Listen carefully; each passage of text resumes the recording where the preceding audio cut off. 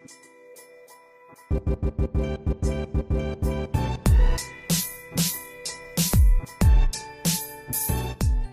we're back. We've been talking to Irungu Houghton, Executive Director of Amnesty International Kenya, and we've been talking about Africa's protocol on the rights of women and the agenda of the continent for gender equality, women's rights, women's economic empowerment.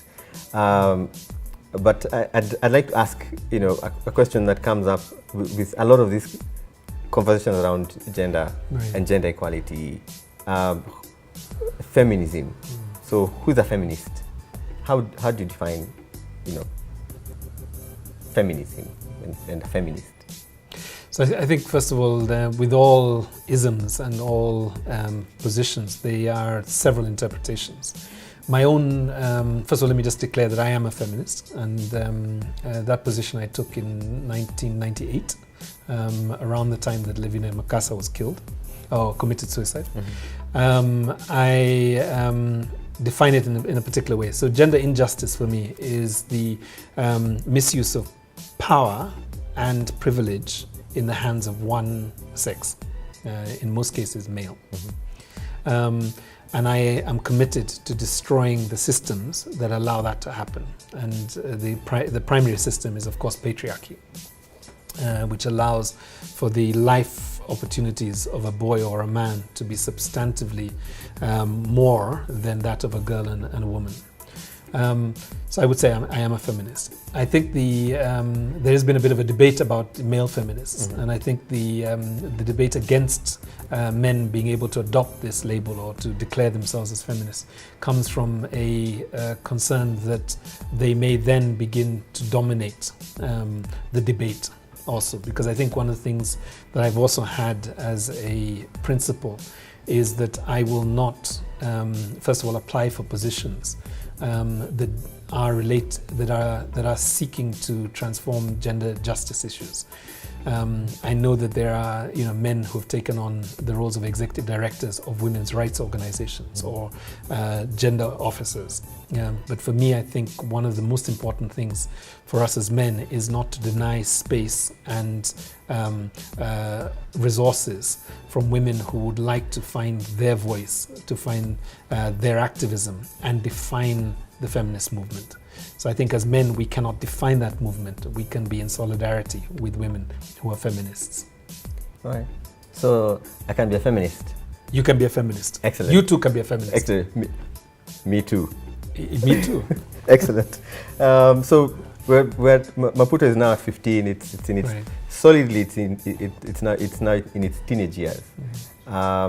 What's your dream? What's your hope for the next 15? The next 15 years? So predictively, I think there's two ways to look at this. One is analytically.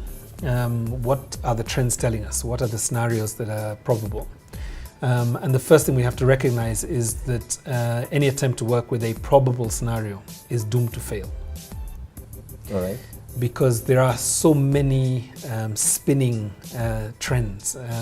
There's so many trends, and first of all, there are so many spinning plates in this conversation that actually probably what's important is to keep an eye on the spinning plates and the trends rather than to try and say in 15 years Africa will look like this. Yeah. But having said that, I think it is clear that Africa, based on some of the projections out there, will be, first of all, much more urban. The continent will be much more educated and theoretically will be much more healthy. We will have greater resources within the continent, and the stratification between classes will be more pronounced. So we will have middle classes with disposable incomes. So I think all of this is probably predictable. Our states are probably going to be less, fragile and are going to be more capable of responding to the needs of the population. This is one probability. So inside of that, what could the feminist and the human rights struggle look like? And I think for me, what I would want to see, and this is the second part of it, not the analytical part, but the declaration part. What I would want to see in that future 15-year period of Africa would be women's rights organizations that are well-resourced, that are domestically funded, and are membership-based.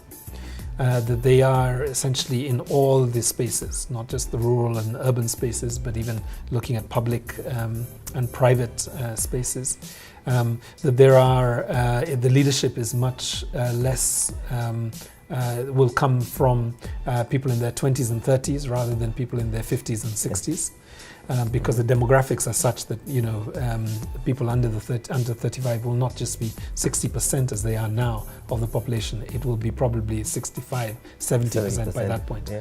So I think, you know, the younger leadership is what we need to work towards, and that needs mentoring, it needs coaching. And for some of us who have passed the 35 period, only recently. Just recently, yes. Like about 15 years ago.